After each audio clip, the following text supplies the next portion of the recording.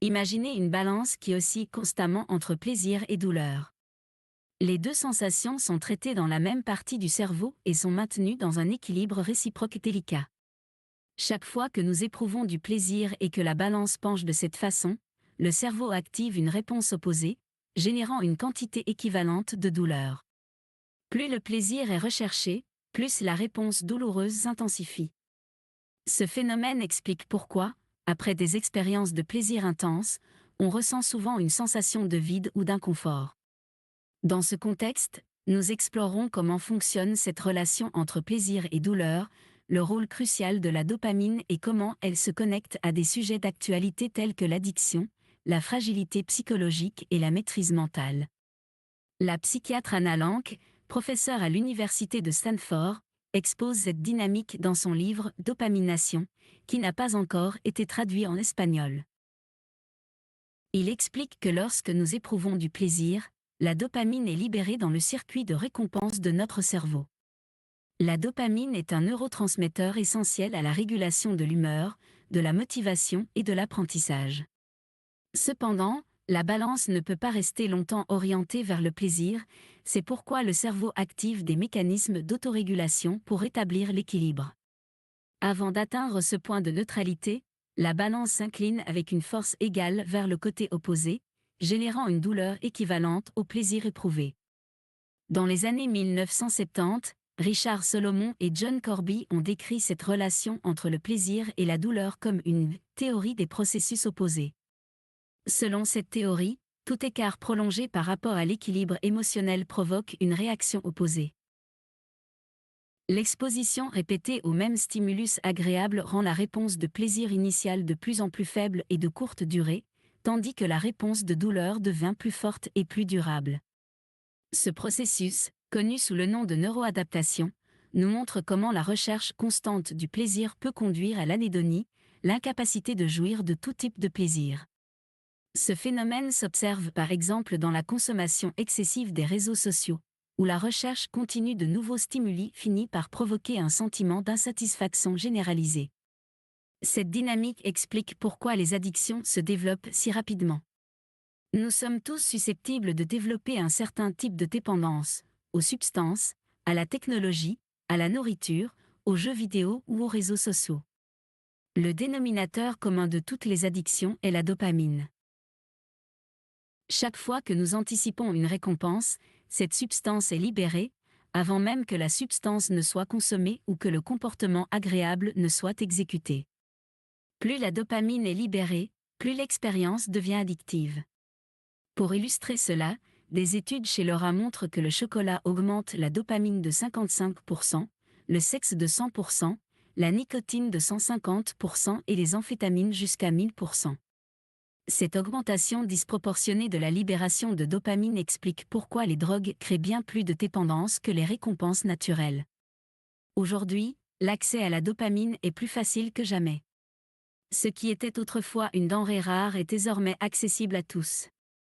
Cette abondance a provoqué une recherche compulsive du plaisir qui non seulement nous conduit à la douleur, mais nous rend également psychologiquement plus fragiles. Nous avons besoin de plus de récompenses pour ressentir du plaisir et de moins de dégâts pour ressentir de la douleur. Comme le disait Sénèque, quand le plaisir corrompt l'esprit et le corps, plus rien n'est tolérable, non pas parce que la souffrance est forte, mais parce que la personne est faible. Ce point devient particulièrement pertinent dans une société hyperconnectée, où l'accès constant aux réseaux sociaux, aux séries télévisées ou aux jeux vidéo signifie que notre cerveau est exposé en permanence à des stimuli agréables, affaiblissant notre capacité à tolérer l'inconfort. Mais il y a de bonnes nouvelles. La première est que l'on puisse rétablir l'équilibre de la balance. Si nous arrêtons de consommer la substance ou le comportement addictif, le cerveau se réadapte. Ce n'est pas un processus rapide ou facile. Les premiers jours peuvent être difficiles, avec des symptômes de sevrage, mais selon Anna Lank, la plupart de ces patients connaissent un tournant vers 2 semaines. Pour faciliter cette transition, l'auteur recommande la méditation de pleine conscience. Cette pratique aide à tolérer les émotions et sensations douloureuses, rendant le sevrage beaucoup plus supportable. La méditation de pleine conscience est basée sur une pleine attention portée au moment présent, permettant aux gens d'observer leurs pensées et leurs émotions sans les juger ni y réagir. Cette compétence peut être essentielle pour gérer les impulsions et les envies. De plus, les neurosciences ont montré que la pratique régulière de la méditation peut modifier la structure du cerveau, renforçant le cortex préfrontal, responsable de la maîtrise de soi et de la prise de décision. La deuxième bonne nouvelle est que la balance penche également du côté du plaisir lorsque l'on s'expose à la douleur de manière contrôlée.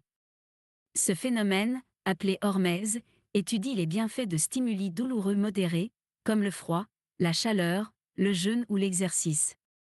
Un exemple est l'exposition à l'eau glacée, popularisée par Wim Hof, l'homme des glaces. La recherche montre que l'immersion dans l'eau froide augmente les niveaux de dopamine de 250%, que son effet peut durer des heures.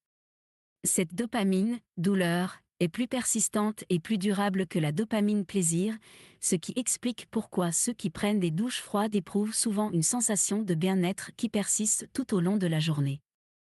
Michael, l'un des patients d'Anna Lank, raconte son expérience. 2 semaines après avoir commencé à prendre des douches froides, mon humeur s'est améliorée. J'ai commencé à me tremper dans de l'eau glacée pendant 5 à 10 minutes le matin et avant de me coucher.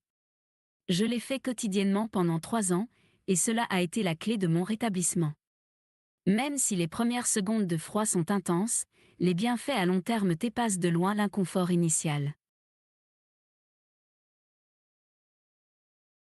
Les histoires comme celle de Michael ne sont pas isolées, de plus en plus de personnes se tournent vers la thérapie par exposition au froid comme outil pour améliorer le bien-être émotionnel et réguler le système nerveux.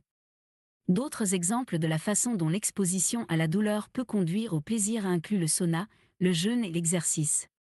Cette dernière entraîne une augmentation de la température corporelle, la libération d'oxydants nocifs et la privation d'oxygène et de glucose. Ces signaux, toxiques, envoyés à l'organisme provoquent une réaction compensatoire favorisant la santé et le bien-être. Les bienfaits de l'exercice sont incontestables, il améliore l'humeur, réduit l'anxiété, améliore la mémoire et améliore le sommeil, des effets qu'aucune pilule ne peut égaler. De plus, l'exercice augmente la production d'endorphines, appelée hormone du bonheur, qui contribue également à une sensation de bien-être. Bref, la relation entre plaisir et douleur est profondément ancrée dans notre biologie. La recherche effrénée du plaisir nous rend plus fragiles psychologiquement, mais en acceptant et en nous exposant à la douleur de manière contrôlée, nous pouvons retrouver de la force mentale et émotionnelle.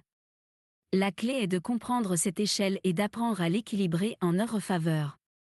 La discipline, l'exposition contrôlée à l'inconfort et la réduction de la recherche compulsive du plaisir sont des outils clés pour parvenir à une vie plus équilibrée, plus saine et plus épanouissante.